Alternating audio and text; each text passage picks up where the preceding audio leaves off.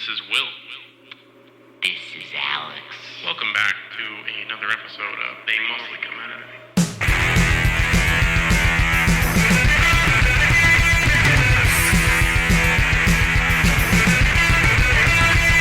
It. Welcome back, everyone. We back. We back. We doing it again. Oh, we doing it again. Another Sunday night. They mostly come out at night. Yes. And we have, as always, our mission. Our request. Because we want to keep... We do requests every 5 episodes, by the way.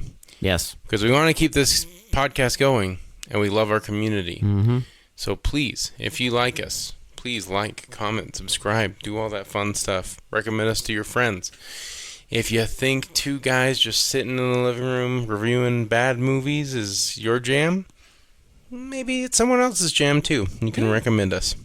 Or if you're a fan of any of the movies Yeah. we have watched, if you disliked any of the movies we also disliked, whatever. Yeah, or if you liked the movies we disliked, we can discuss that too. Yeah. But, we appreciate you being here. We appreciate you listening, even if it's your first time. If you do like us and you want to continue supporting us, we do recommendations every 5 episodes. We just did one. We did do one. A fantastic movie, thanks to one of you. A really good one that was out of our wheelhouse of horror and action movies. So if you want to see us delve into that, go listen to our review of Fun. Yes. It was not fun, but in a good way. Yes. Because it was a very good, deep thought. Anyway, that's our mission to you. Yeah. Please do that. But anyway, let's get into the episodes. Hellraiser 2. We have such great sounds. Here is our high, right? This is like, okay, so you watch Hellraiser, right? And you're like, oh, cool. There's like 7 of these movies. This is... I'm in, right? This is Hellraiser was awesome. The effects are great. Like stories, like I think there's great. even more than 7. There might be. There's so many. I have no idea how many there are, to be honest. And you're like, okay, I'll watch the second one, right? So you watch the second one.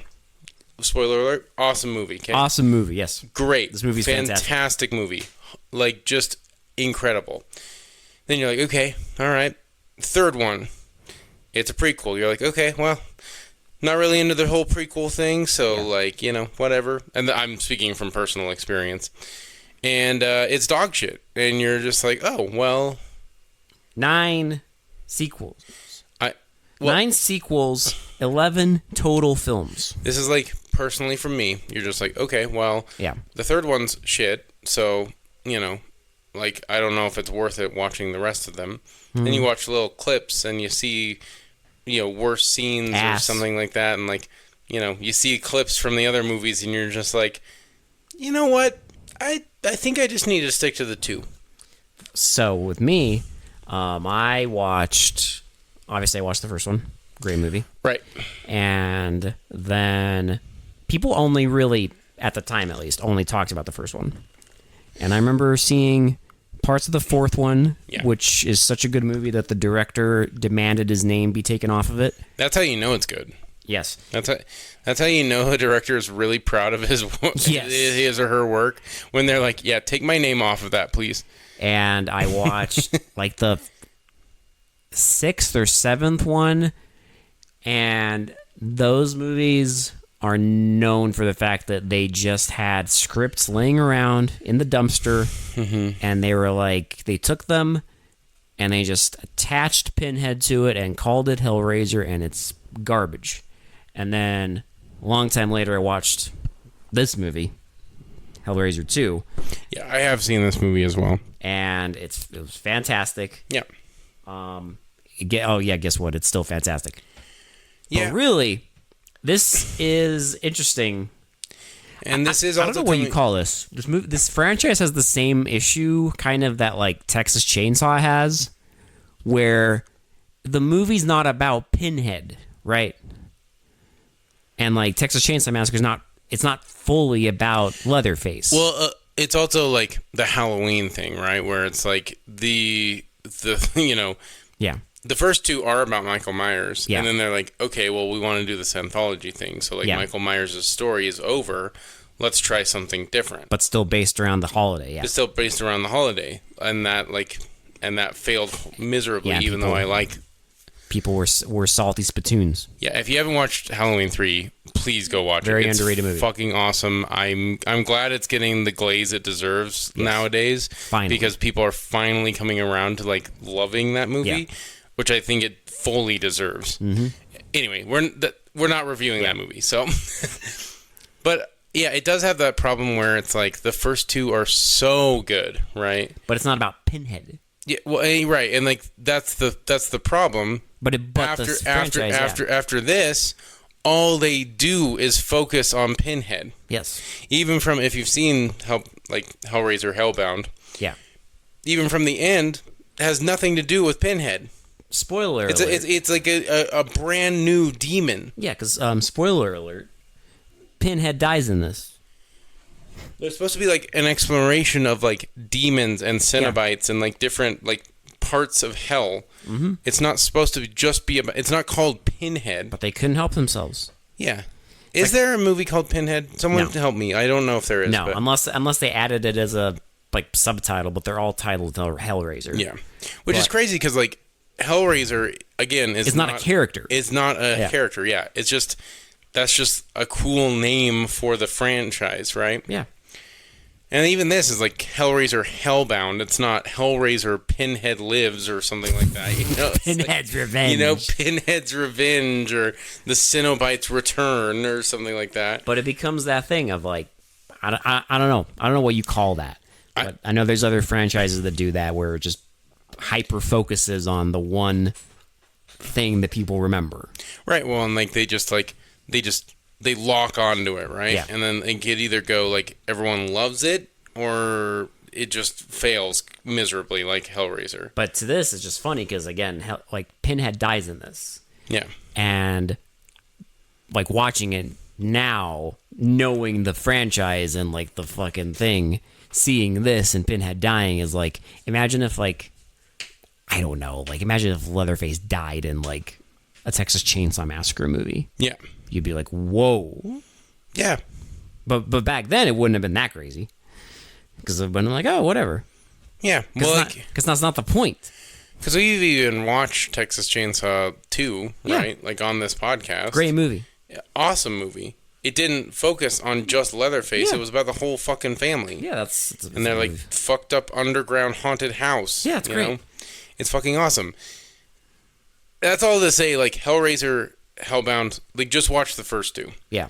I don't, like, hot take here, I didn't even really like the new. No, I don't know. It's not new at this point. I think it was, like, 2019 or something like that. Something. It's the most recent one.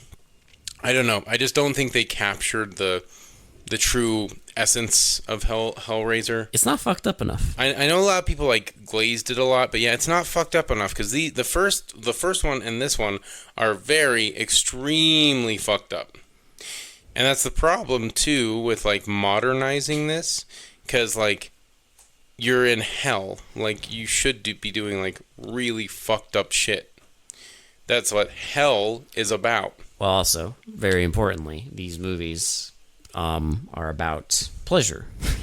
Right. Well, because Cenobites are sex demons. Yes. Like, I mean, full stop. That's what they are. And the whole thing that kickstarts this whole plot of 1 and 2 is sex. Mm-hmm. And when you sanitize it and take that out of it, it's just like... And I get, like, you know, times change, but it just loses that part of it, which is like the identity of... It just becomes a generic horror movie. Yeah.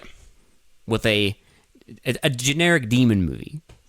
Yeah, which is fine. We've all seen those. I mean, it's like, it's fine. I just didn't think it was as good as everyone was saying it was. Like, it just didn't feel like a Hellraiser movie. Well, plus me. these movies have that... The only noticeable thing was, like, obviously Pinhead was in it still. Shocking. But like... Of course Pinhead's in it. But it's like, it would have been cool to explore more. No, we can't do that. No, it has to be Pinhead. Oh, plus there's also this... These movies have this interesting... Because it's Clive Barker. the way that, like, especially the Cenobites and, like, the villains talk, I don't know, it's very poetic, Yes. kind of almost epic sounding, but there's a certain vibe that it gives off. Well, and that's, and it's just, it kind of, when it becomes full schlock and it loses that, it also is that thing of like, okay, well, it's not really, it doesn't feel like Hellraiser anymore. And I'm sorry, Hellraiser was 2022, my bad. Jesus Christ. Yeah, so. That's even, yeah. And I don't know, like, it's not bad, but it's not this. No. This is much, much better. I fucking loved it. This one, I don't know. Let's get into it. Let's Yeah. let's just kind of go play by play, because like it. I mean, it does it for us in the first part of it because we get a full-on recap of what happened in Hellraiser, even though this was only a year after Hellraiser came out. A year later, there's like a 30-second recap of the ending of I one. just love how it starts with the Jesus wept thing. The iconic thing of the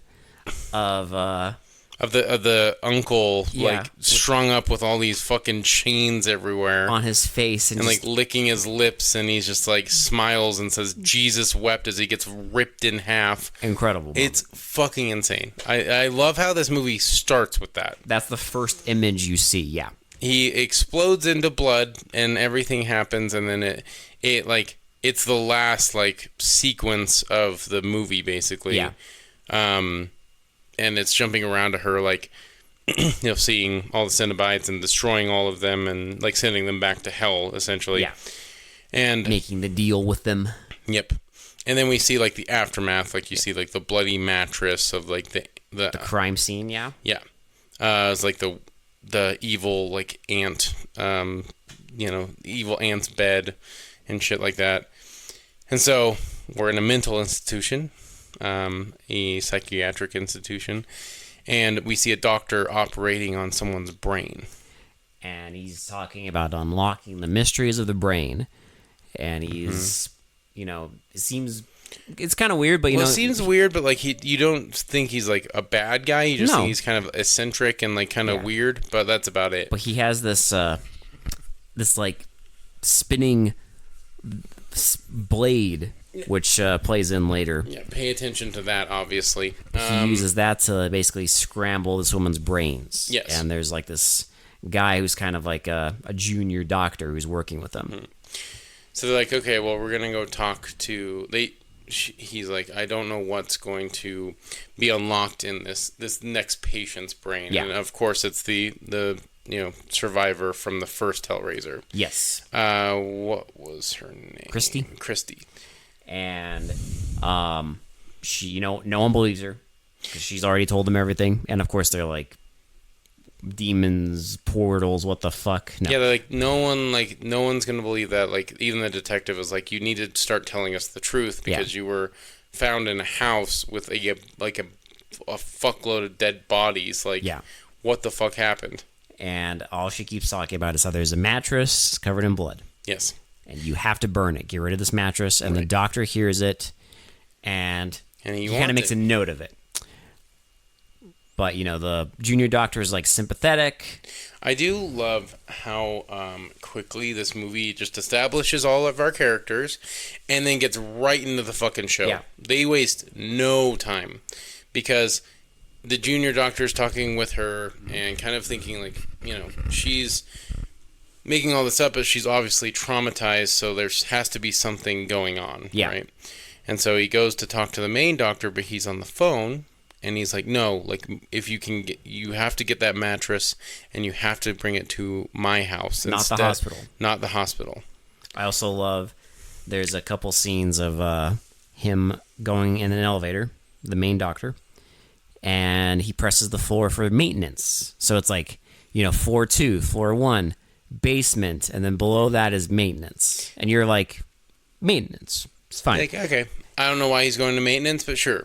And he goes to the maintenance floor, and it's like something in A Nightmare on Elm Street with all these pipes and water. It's like a boiler room with all these, like, like steam everywhere, and just a cacophony of screaming. And he keeps going to different doors and opening, and it's progressively worse and worse. Like it gets people more fighting psychotic. Something, people screaming at nothing. My favorite is the one he opens, and it's just a guy screaming directly at the camera. Mm-hmm. But he keeps going down there, and it's like it's the floor for the most just. And eventually, you do see a guy who thinks he has bugs all over him. Yeah, he's in like the restraints, so he can't hurt himself. He keeps saying, "Get him off! Get him off! Get him off!" And so something's going to happen with that, right? So the other guy is like, "Okay, something's fucked up. I need to." He's like, it's crazy that he just makes this conclusion, but again, you got to get to the story because there's a lot to go to when you're going Hellbound. So he breaks into the main doctor's house, and is looking around, and he has all this occult stuff, all this like weird like voodoo shit, and then you see three. We also forgot. There's also another patient that does puzzles. Yes, so there's that. There's a patient who does puzzles. It's a girl, she's like a teenage girl. Yeah, she's mute, and she does a lot of puzzles, and she's like obsessed with puzzles. So they just keep giving her puzzles. There's also another thing that happens right after the opening credits, is you see this guy in this chamber, and he's playing with the puzzle box. Oh right, yeah. And he's kind of like a military man.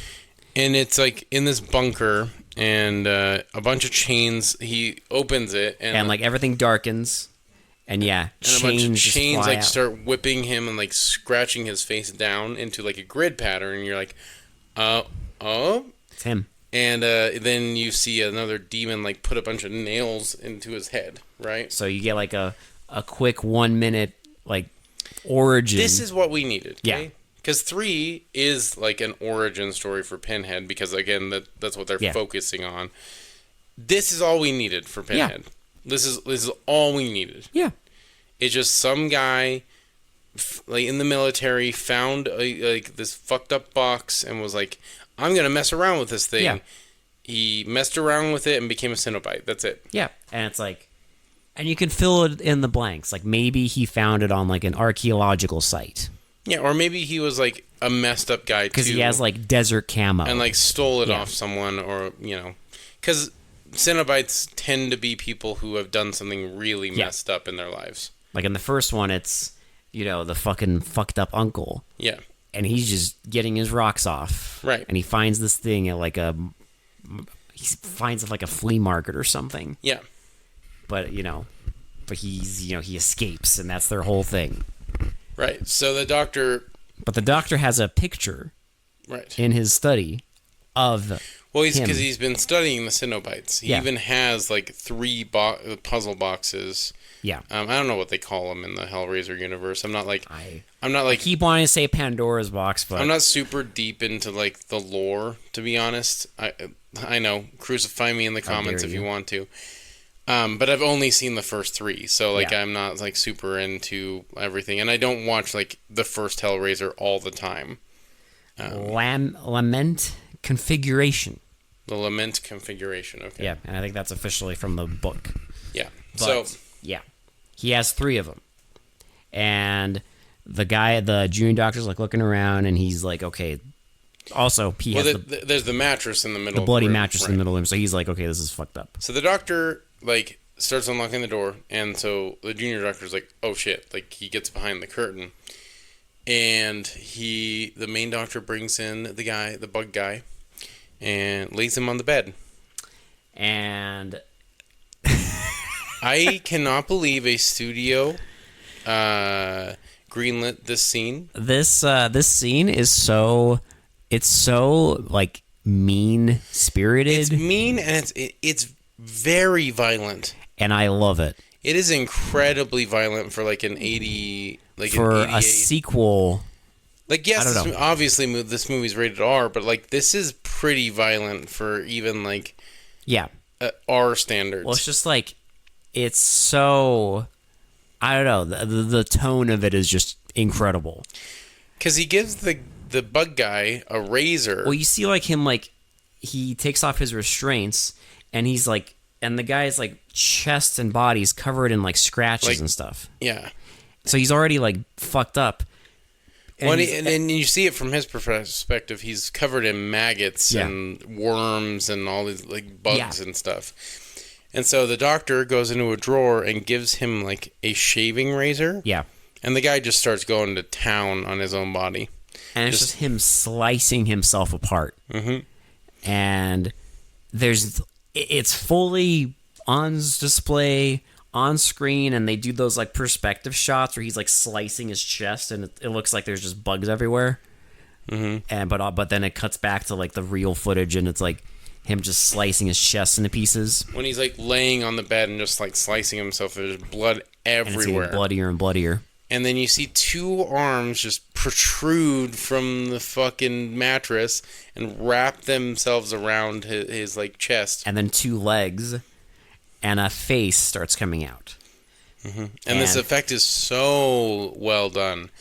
They make it so believable that this body is actually coming out of this mattress. Yeah, it's insane. And it comes out, and it's like crawling after him. The guy's trying to get away, and it finally gets him, and it like sticks its like fingers in the back of his head. It sucks his brain matter. His like life force or whatever and out. The junior doctor's like, holy shit. Yeah. Like, legitimately traumatized, obviously, and has to leave, right? Yeah. So he goes to Christy and is like, hey, I believe everything you're saying. Yeah. Christy is also getting visions of her dad in hell. I should say that. What she thinks is her dad. Right. Writing, I am in hell. Yeah, there's like, that. Please come find me. There's a great scene where she's like in bed and she looks up and you just see the muscle skinned man and writing, I am in hell, help me on the wall. Yeah. And so she wants to go to hell to find her dad. Because he was killed unjustly, obviously, in the first one by the uncle. Who wore his skin. Yes. And so... But our evil doctor, he brought back the evil stepmom. The evil stepmom, right. And she is back in just like Frank in the first movie, where it's just like the muscle tissue. And it's... I mean, the effects are incredible. I don't know what to say. Well, I love that scene when he's coming down and she's like just staring at the mirror and full like skin. Well, I love that his house is just like white. Yeah. It's just all white. Because you can see blood everywhere, right? And it's just the bright red blood and like the footsteps of her. Blood everywhere. And she punches the mirror because she's angry at how she looks. Yeah. And so she's like, I'm cold. And then he gets her a white suit, again, white. And it just soaks through with blood. Covered in fucking blood. And then he wraps her up in like gauze. She looks like a mummy. And she's like kind of looks a little more presentable. And of course, it's Hellraiser. Yeah. They get all horned up because they start kissing and she like slams him against the wall and he like lifts up her fucking skirt. Yeah. And you get like what looks like a fucking skinned... You get like an ass shot, like a skinned ass vajayjay. shot. Yeah, a skinned vajayjay and ass shot. It's crazy. As they're making out, and she's like, okay, now we gotta get some skin. And so... it just literally, like, jumps. Turbo fucking... It just jumps to, like, there's no build up to this at all. Yeah. It just jumps to him, like, collecting bodies for her to, like, suck the soul out of. Yeah. And then it's like... Because, like, this is when the junior doctor comes to Christy and is like, hey, I believe you. We gotta get the fuck out. Yeah, we gotta get out of here. Like, and she's like, no, I need to go save my dad. Yeah. We're going to that doctor's house. He has information on, like, how to save him. And the doctor's like, okay, I'm going with you. And she's like, you don't have to. And he probably should have heeded that advice because, yeah. Well, another big, surprise. But, yeah. Well, also they go there because he's got all the fucking, boxes and shit. So, significantly, they steal the picture of Pinhead. She does take the picture. The doctor, like, brings a I'm assuming she's like a prostitute, and he has her like tied up in this like the death room.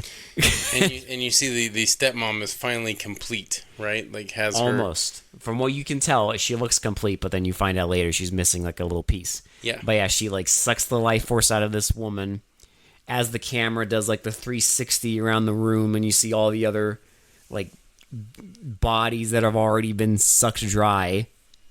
And then she's finally like, she looks presentable. And they hear something in the so they're looking around, and like she sees the puzzle cubes, and she's like, we're gonna do this, right? Yeah. And the junior doctor is like, no, not yet. We gotta look around. Let me make sure like he's not here. Yeah. And then we'll start doing that.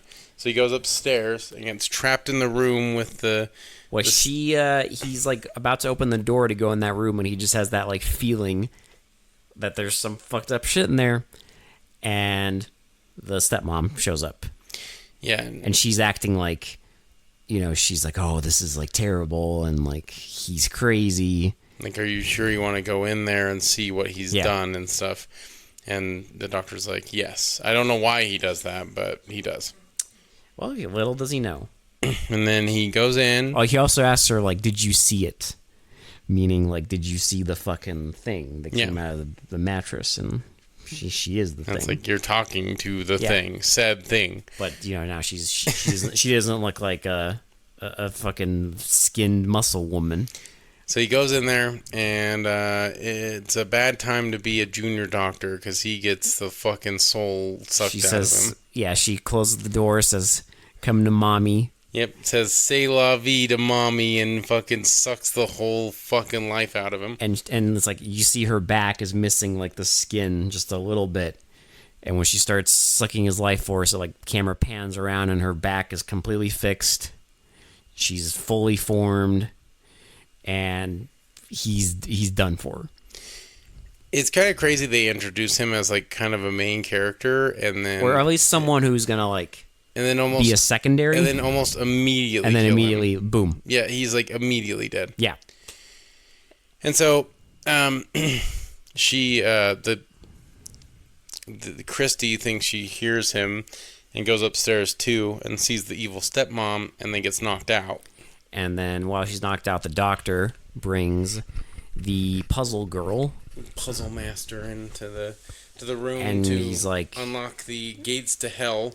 To unlock, yes, open the box, because she knows the puzzles. And the stepmom's like, you sure about this? It's like, yes, I've been my whole life. I want to know. He's very curious about hell and the other dimensions and all this shit. So they watch this preteen girl unlock the gates to hell, and shit goes sideways almost immediately. And it's like the scene in Raiders of the Lost Ark when they open the Ark, where it's just the build up, and you know shit is gonna get crazy. And then the three walls open actually, because they're behind like a two-way mirror, and a wall opens behind them, and then two walls open, and you see all the Cenobites come out. They make their entrance, and they see her, and then Pinhead is like, wait a minute, like... Yeah, like, no, she's not really the one. Like, I sense desire, and they look to where the mirror was, and they know that it's them. But they also go visit Christy, right? Yeah. So like, hey, Christy, like, what's up? You sent us all back to hell, and we didn't really like that. Well, there's that great scene of... where she's like running around this it's like a MC Escher painting with all these labyrinths. I love how they depict hell in this. It's this like really messed up labyrinth, and it's like going all over the place, and they use like a forced perspective shot because it's obviously a drawing. Yeah. There's a lot of great matte paintings in this. The matte paintings are incredible, and they force perspective the actors onto the matte painting, and it looks really cool. Well, plus with those hallway shots where there's those shots of like the endless hallways. Yeah. And it's like it's a matte painting, but it's really well done. Yeah, it looks really good. Like, it looks really convincing. But she finds them, and there's those great shots of the camera just spinning while they're basically taunting her, like, yeah, you got out of this once. You're not going to get out of it again. And we'll even give you a head start. You go ahead and... Have fun. They're being nice, right? They're like, take a look around, and then we'll kill you. Well, what I like is that, like, they're evil, right? But it's like you have to summon them. They don't just show up. Well, and they're evil, but they have, they have principles. They go after, like, whoever opens the box, right? Or whoever wrongs them, basically. Yeah, because the whole first movie is Frank basically escapes from them and wrongs them, and they want him back. Yeah. So at the end of the movie, Christy summons him and is like, hey, guess what? I got you, boy. But then Christy wrongs them by sending them back to hell. But then, So now they're like, So like, okay, well, take a look around. Like, enjoy your time in hell, and we'll be right here when we need you, okay? Like, right when we need you, that's when we'll come get you. Don't worry. Don't you worry. Just you have fun in hell. Go ahead and play. Go ahead and play. And I do love, while this is going on, we get to the doctor and the evil stepmom, and they're wandering around hell, and they finally get to, like, the big, like, a big expanse, and you have this floating fucking diamond thing. You know what shape it is, yeah. It's like a thin diamond, and it has this, like, black light, this beam. Well, because Christy had the puzzle box, and Pinhead turned it into, like, the same shape. Yeah. And, like, locked it, right? It's supposed to be like a harder puzzle. Yes. So it's like this huge locked puzzle that, like, she can't figure out. Yeah. And they see the same shape, and he's like, oh my God. And she's like, no, not your God. Mine. It's the god of, like, pain, and it's Leviathan. And I don't know, like, biblically, I don't know. It might be, like, that might be the god of pain is Leviathan. But every time it flashes, like, it's black, like, there's this, like, black ray, and every time it flashes him, it shows, like all the atrocities he's done in life, like all the shit he's seen and done. I love this subtle little nod that he's been fucked up for, like, his entire life. Yeah. Because he, like, was dissecting, like, house cats and like his stuff pets like that. Or something, yeah. And then, messing up people's brains, and always, like, fascinated, but, like, in the wrong ways with, like, human anatomy and stuff like that. Well, there's also because the girl who solves the puzzle, she's, like, running around hell, and it's like a circus, and she runs into this, like, it's like this room of mirrors, and each mirror is her. And then it turns into, like, a woman talking to the camera being like, please help my daughter. Please help my daughter. Please help my daughter. And then a hand, like, reaches out and grabs her. And she, like, gasps. And you see, like, this girl being experimented on. It's almost like, at this point, it's implying that the doctor killed her mom. Yeah, killed her mom and experimented on her. And then later on, you find out I think he did. That is what happens. That's exactly what happened. Because she was obsessed with puzzles. And the mom didn't know what to do, and so he took advantage of her and killed the mom and used her to unlock puzzles. To just fuck with her. To hell. Yeah. That's what he wanted. And so it shows, like, I love the scene when the evil stepmom, like, backs him into, it's like a piece of the puzzle, right? A piece of the puzzle comes up, and, like, a little compartment opens up. And he's like, this is what you wanted. And he's like, oh, I don't know if I want this and everything. Looks terrified. And she pushes him into it, and, like, just a bunch of needles start, like, going into him and, like, injecting something, and then blood, like, more needles come out and taking blood away and injecting something into him. And, like, this barbed wire mask, like, comes up, and you, like, see the stepmom through it, and she's, like, talking to him, and is like. It's like, now you get to experience, true pain and true suffering. And it wraps, like, this barbed wire around his face and, like, tightens around his face, and as this, like, fucked up, like, weird, like, drill penis thing, like, starts going into his mouth. Makes him suck it. And as that's happening, he just gets like pulled down, right? Yeah, and you think that's the end of it. Yeah, you're like, okay, like a doctor like got his comeuppance because he wanted to know what hell was, and he figured out what it was. He got to see true pain. Yep. And so we don't get anything for a while with him. So also she tells him that basically that thing, Leviathan, it needs souls. Yeah. Like, so she's bringing souls to sacrifice. Basically, fucked up people to turn into Cenobites. Yeah, right. Because that's what Leviathan does. Yeah. Like the god of pain. And so... Christy and the girl, they meet up, and there's also that great scene where, like, Christy, like, runs into...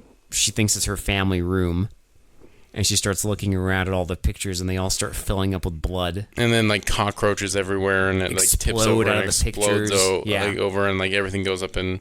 Not in flames, but, like, she runs out. But, she catches up with the girl, and it almost becomes, like, our favorite movie, Aliens. Yeah. Because it's, like, they both are teamed up, and they're trying to escape. Well, they're running through these, like, endless hallways, right? Because it's, like, this labyrinth of, like, just no way out. Yeah. And eventually they run into Christie's, like, it's the door to, like, her childhood home. Yeah. And she thinks that's where her dad is, right? Because she's, like, convinced that he's down there. So she goes in there, and it's, like, this cathedral. And You made a good comparison. Yeah. You said it was like some fucked up like Wes Anderson movie because Clive Barker loves like symmetrical. There's a lot of stuff. Like symmetrical imagery in this, yeah. And I think in his books he does a lot of symmetrical stuff too. Like it's all even and like you know symmetrical. And of course, when she goes down, there's these like tablets with like writhing, moaning women. That keep coming out and then like getting pulled away. Yeah. Right. Every time she gets near one of them, they get pulled back into these corridors. And so she like finally like unwraps one and like it immediately disappears. And so she's like, "What is going on?" She sees a mirror, and she goes to this mirror, and there's all this like makeup and all this stuff, and she sees a picture of her uncle. Yeah. And she's like, "Oh shit!" And she sees the same writing on the mirror. Yep. I am in hell. Help me! And she like knows like, oh shit. So the uncle appears, and he's like, and he's still the same horn dog. Oh yeah, because he's gonna try and like basically assault her. Yeah. Because he tells her that like those things coming out of like those corridors are like taunting him. Yeah. Like they're like moaning, writhing with him to remind him that they're always there, but never obtainable. Yeah. Like, because it's his own personal hell, right? Yep. Because he wants them badly, but, like, can't have them ever. And that's, like, he hates it because he's a giant horn dog. And they're, like, covered in blood now and everything. And now, he's, like, basically threatening to have sex with his, you know. So, like, a new altar comes out. And, there's nothing on it. There's nothing on it except for, like, one of the sheets. Yeah. And he's like, okay, we're going to, like... And she's pretending to go along with it. Yep. And she's like, I'll do anything you want. And then she goes over to the bed and is like, I would never do anything like you wanted. I would rather die. Yeah. And throws it against the, like, one of the candles. There's against, like, his altar with all, like, the makeup and everything on it. Like, of the women he killed and stuff like that. And it starts burning his picture, which makes him, like... His skin starts melting. Because he starts ripping his own skin off. Yeah, because I mean, like he was obsessed with his image. Yes. So he, you know, starts tearing off his skin. He's like, my face. Yeah. My face, and like, you know, again becomes the skinned man from the first movie. And the stepmom shows up and is like, you know, he's like, you're mine. You belong to me. You belong to me. Like you're always belong to me. Yeah. And she like does the whole finger over the lips thing, and then goes right behind him, and then rips his heart out. And I can't remember what she says when she rips his heart out, but it's like she basically kills him. It's like a Le Meme thing. Yeah. It's like the original. Oh yeah, she has nothing personal. Yeah, nothing personal. Yeah. Teleports behind you, nothing personal. She literally does the teleports behind you. It's right behind me, isn't it? It's nothing personal. Nothing personal, kiddo. Yeah, nothing personal, kiddo. I'm a master of the blade myself. It rips his heart out, and so obviously Christie's messed up. She also has the puzzle. Yeah, right. With her. Because she doesn't want them to get out. So they run off, Christy and the girl. There's this like bit where all the fucking walls like explode, and it's just like this wind. It's like this vortex, like just sucking everything into it. And like the girl sees that the stepmom is holding that like puzzle, right? And she's like, and she wants it. Yeah. She wants it because she knows that's like a way to get out, I guess. And so she's like going to rescue her. Yeah. And so like Chrissy's like, what the fuck? Yeah, don't rescue her. Why are you rescuing her? And like as she's like holding on to the stepmom, she gets ripped out of her own like flesh suit and like sucked into this vortex. You see her muscle like skeleton get ripped out of the skin, and just her skin just folds, just laying on the ground. It's like a suit. Insane. A suit of thin skin now. And you're like, is that going to come into play? Yes. I don't know. Maybe. And maybe there's a reason they showed it. Maybe. But don't worry, we got more fucked up shit to see, so. Well, see, they, Christy and the girl, you think they escape because they're back in the hospital. And they are walking through, and everything's fucked up. Yeah. Everything is deeply fucked up. Well, there's a bunch of, like, people, like, chained to their beds. All the patients that you saw, the most normal patients are in their beds with the boxes, and there's, like, the hooks protruding out of them, like, latched onto their faces, and they're just, like, trying to, like, playing around with the puzzles. What's crazy is, like, spoiler alert again, this was actually, like, the real world. Because, like, the real world. They're all dead after like all is said and done. Yeah. Like this was actually them in the real world because they have to go back into hell. Yeah. And then they walk into a room, and it is the iconic room from the movies with all the chains swinging around. Well, and of course, how Pinhead comes out and he's all of the Cenobites are there. Yep, and he's like, okay, well, it's time to pay up. No more bargaining. Like, you did this once, you're not bargaining again. And she's like, She's like, I just want to, I want to reveal a truth or something to you. Like, I want to ask you a question. Yeah. And she gives him the picture. Yeah. And he looks at it. He's like, what's this? Another victim? Yeah. She's like, no, do you remember? It's you. It's you. You were all humans once. And he has a moment of clarity, and they all kind of have moments of clarity. It's like, I remember. And our fucking guy. So our doctor, while this is all going on, we see him finally return, right? He has this weird, so he like comes out of the box. Uh-huh. He has the barbed wire still wrapped around him, but it's like that blue skin, like the blue skin of the Cenobites, and he has all these like these. He's got the dot marks and like this leather, the Cenobite suit. leather gear. And what is the famous quote he says, Alex? It's like probably our favorite line from the entire movie. I'll let you. I can't believe I hesitated. I can't believe I hesitated. No. And to think I hesitated. What a iconic line. So good. And so he looks at this giant like scorpion tail thing, and it like opens up, and it becomes the drill that he used on his patients.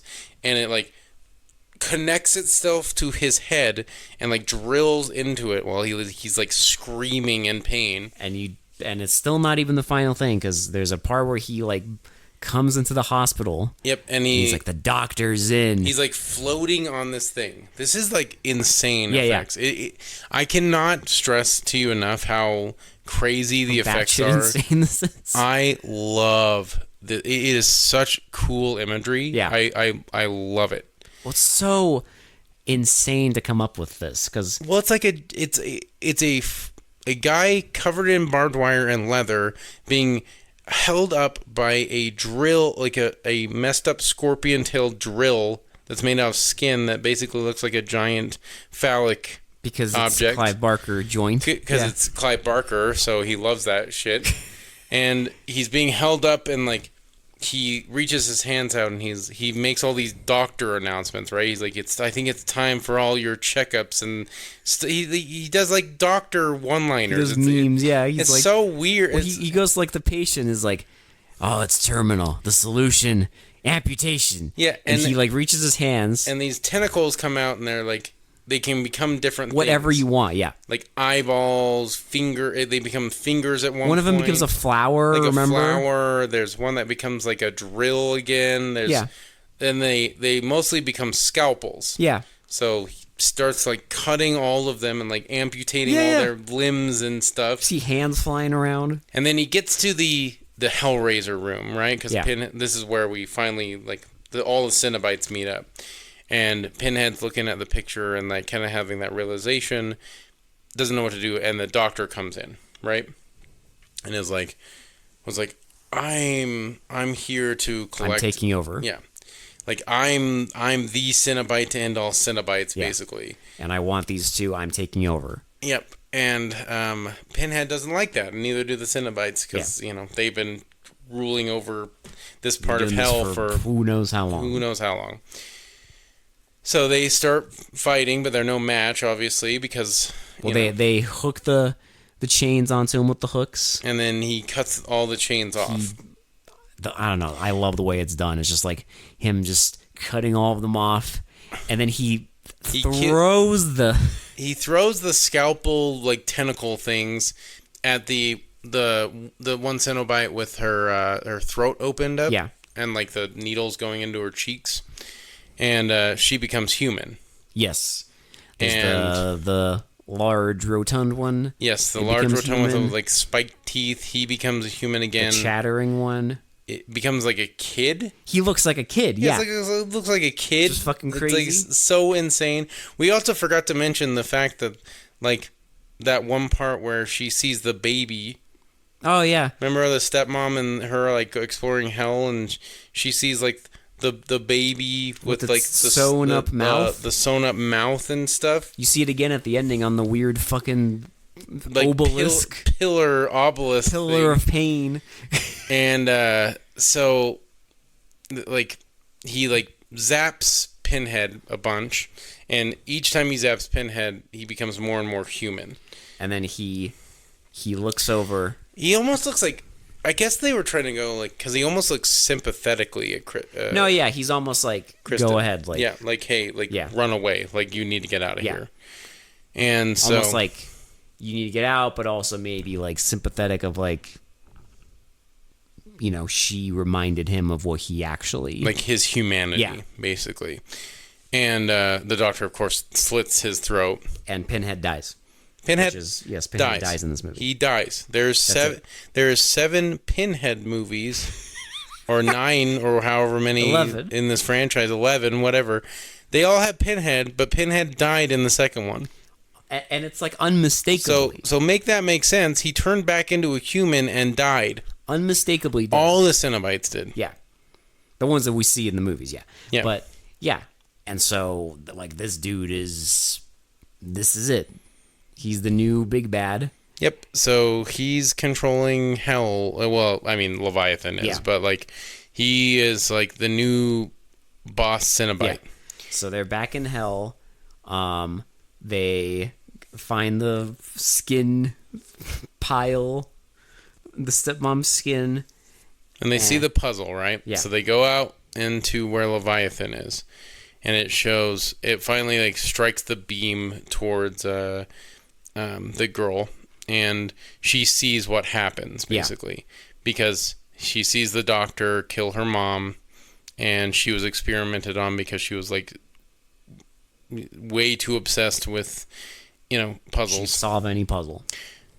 Basically 1988's version of autism. Of extreme, yeah. Yeah, extreme autism. Yeah. So, like, that's what's going on. Yes. And so she like starts solving the puzzle, right? And then, of course, the doctor shows up. Yeah. Like, hits Christy to the ground because he's not, like, done torturing them yet. So he doesn't, like, do anything to her yet. And starts trying to go after the girl. And he opens up one of his tentacles, and it's the brain. It's the brain drill, the big old brain. Big drill. old brain drill. And then suddenly, the stepmom shows back up. Yeah. And she's And like, I've been like, looking for you. He's and, like, I knew you'd be back. And they embrace, and they and start- while they're embracing and kissing, They start making out, and the girl is solving the puzzle. Yeah. Right. She starts solving the puzzle and everything, and so she finally solves the puzzle, and I can't. Oh, and then yeah. everything goes fucking psycho. So the fucking tentacle thing holding up the doctor and like transporting him everywhere, like starts like starts pulling on his head. Yeah. And he gets his tentacles stuck in the ground, so it can't like pull away. Yeah. And so he starts screaming, and then you see his like jaw starts splitting. Bro. And it literally lifts his head off from the jaw. Bro. And like decapitates him. It decapitates him at the jaw. It's fucking. The effects are so goddamn good. It's so goddamn They look violent. so fucking good, It's and insane. it's so. This movie is so violent. It's How insane. this get an R rating? I don't know get it. how this. Is it because he had blue skin? Like, Bro, I don't know how like Friday the 13th, New Blood, like how that got like edited down to shit for an Yeah. R rating, and But this made it didn't- through this, somehow. Like MPAA was like, oh yeah, it's fine, it's all fictional. Just- It's like they're in hell. It's like all fictional. Who They cares? just drugged them. I don't know. I don't know. But Anyway, yeah. so yeah, it decapitates him, and they start running. Well, don't forget, you find out because the girl almost falls off like the ledge of this Oh, that's right, walkway. yeah. And the stepmom like goes up, It's like, over- trust me. and her skin starts ripping off again. Yeah. And then like, And you're like, I love that part where she like removes the part of the arm, and you see it's not like the muscly skin. It's Yeah. still just It's skin, just but it's loose. covered in blood. And so she drops the flesh, and it like floats down and explodes Yeah. because like Leviathan is pissed, right? It's exploding everything. It's like throwing a temper tantrum, a demon temper tantrum. So she gets up, and Christy removes the stepmom's like skin, which is also really fucked up. Which is nuts. And so it's because she wore her skin. And it's a reversal of the ending of the first one. Yep. Where Frank wore her dad's skin. Yes. And it's the image is nuts. It really is. So they escape hell. They like run out of the corridors while everything's exploding and everything's like, Yeah. going absolute ape shit. And they escape hell through that portal. And they finally get out, and it like you see like as it's closing, it makes this like really fucked up sound, and like a demon face like appears, and then it closes. And so they're good. They're safe. So like pretty much everyone in the hospital died. Yeah. Because there's like rosaries and like So the doctor wreaths everywhere. Doctor had an operation. Yeah. Amputation. amputated every Amputation was the person. only way. And so they're walking out the courtyard, and you think everything's fine, but of course this is a horror movie, so you need a bazinga. So there's movers at the doctor's house. So Yes. they're moving everything out, and then Like, they see the bloody mattress. And I know this is a horror movie, but realistically they would have moved the bloody mattress probably first. That would have been like crime scene, but whatever. And so one of the movers sees what the fuck is this? He goes over to the bed and like leans over and like looks at the blood, and like he has his arm out, and he's like, "Hey, you gotta come see this!" And you see arms like grab him, right, and like start pulling him down. And then the other mover like walks in to see what the hell's going on. He walks over, and you see like the mover is like halfway into the mattress. Yeah, you see just his legs dangling out of Yeah. the mattress, and then a fucking obelisk just starts like rotating out of it. and it's got all this shit on it. It's got like Pinhead's face like Got the stapled to it. baby. It's got a baby. It's got a little like miniature doll like humping the wall. I'm serious. Like it has like it's really fucked up, and it keeps rotating, and like you see all this shit. Like the effects department, we're just going fucking ham with this fucking obelisk, and then it finally stops at the guy's face, and he's like covered in locusts. And it was the he was like a homeless guy in the first movie. Yeah, and it's just his face covered in locusts. And he's like, "What will be your pleasure?" End credits. Yep. I don't know, dude. This movie's awesome. It's so good. It's so good. I like ambitious. The effects are incredible, and like it's such a good sequel because it builds on everything that you were doing, adds new like Cenobites, adds new fucked up shit to look at. You get to see the hell. Effects go way crazier. You go into hell. Like it could have just ended here, and I would have been fine. Yeah. It would have been a great just 2-movie feature, and that would have been great. That would have been fantastic. Especially because this literally picks up after the first one, so it's like a perfect... Yeah, even with that bazinga at the end, you don't need to know who that demon is now. No, it's just... It doesn't matter because you just know that like hell is like omnipresent. Yeah. It's like always going to be there. Yeah. And like, you know... And it's like a nice little collection of like... almost like Easter eggs on there. Right. I don't know. This movie's incredible. Like, I don't like. What's there to say that hasn't already been said? I am really glad. What I will say is this: go watch this movie. Obviously, if you haven't seen it, I don't know why you waited like 56 minutes into a review to go watch it, but go watch this. I will say this, because everyone has talked this movie to death. I am glad it's getting the glaze it deserves. Oh yeah. I am glad that people are finally coming around to the fact that this is also a very good movie, and it should not be a bad mark on the franchise. No, this everything is a great sequel. After this, hell yes, it's shit. Yeah, but the first two are actually really, really good. Really good demon body horror movies. They're really good. If you're into like body horror and you haven't seen Hellraiser, very, very good effects. Very effective, great filmmaking. Yes. They actually do effective use of Dutch angles and stuff. I love when she's first seeing the Cenobites in this one, when it just it's a straight shot and then it goes Dutch angle. I'm like, that is exactly what a Dutch angle was invented for. Yeah. This is literally what to obscure your make you feel off kilter. Yeah, exactly. And you are off kilter at the end. And I love how fast this movie goes. It just the pace is breakneck speed. Oh yeah, no.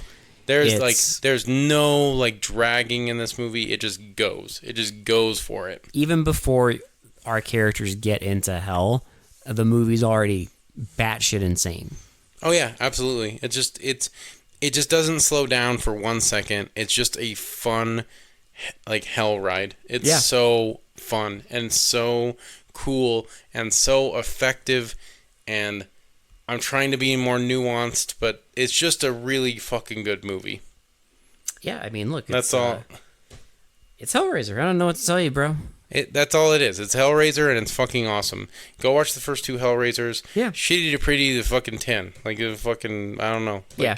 What do you want me to say? It's 10, sorry. It's fucking incredible. I had a blast. I have a blast every time I watch it. Yeah, this is... There's not a lot of these sequels where they're just okay, it's right after the first one. It's just going to continue everything you already saw. And it's going to do it well. And crazier. Yeah. The only one I can think of, and this is a weird comparison, I know, is Gremlins. Yeah, but that's not even right away. Right. That wasn't a year after, but But this is literally... a year after, and you're getting this quality is insane. And timeline-wise in the movie, it's what? A night? The next night? Because she's in the institution immediately. That's the thing, is it's literally the next night. Because they show the cops investigating the crime scene. Yeah. So I don't know. What's there to say that hasn't been said? The directing is great. fantastic. The cinematography is awesome. I love the music. I love the sweeping shots. The music is so good. The special effects are like so incredible. I don't know. Like there's so much I could say, but like again, it's like I'm losing nuance. It's just like it's just a super good, really fun body horror hell movie. Yeah. That's exactly what it is, and that's exactly what they were trying to be. So it succeeds on every level in that. Mm-hmm. Like they really, I don't know, they really knocked it out of the park.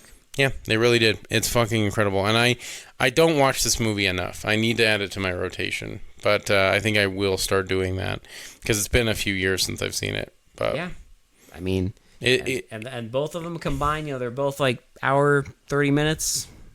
2 movies. Yeah, so you get like 3-hour movie marathon. Don't watch the other ones. We might on this podcast, so yeah, we'll get to them. We will go into those with. Don't worry, we're jumping eyes. fully into the Pinhead lore because that's all they focused on after this. We will watch them with open minds. We will try. I'll even listen. I haven't watched the third one in a very long time. I will give it my best shot. I will go in blind, and I will not try and prejudge it. Yeah, we do that with everything. Yep. Okay. We do. We try our best. There's been movies that I maybe if I tried to prejudge, I would have been like, this is going to be bad, but we still liked it. Exactly. So, gotta be honest. Yep, and I don't watch any trailers or anything before we watch the I don't movies. watch. I don't watch anything. I just look up the poster. I'm like, "Ooh, that looks stupid," or "Ooh, that looks good," and then we watch it. Bro, I most of the time don't even watch trailers for new movies. Yeah, I try and go in blind with everything, and so should you. I think it's a better way to experience movies. Yeah, I get a brief synopsis. It's a way better.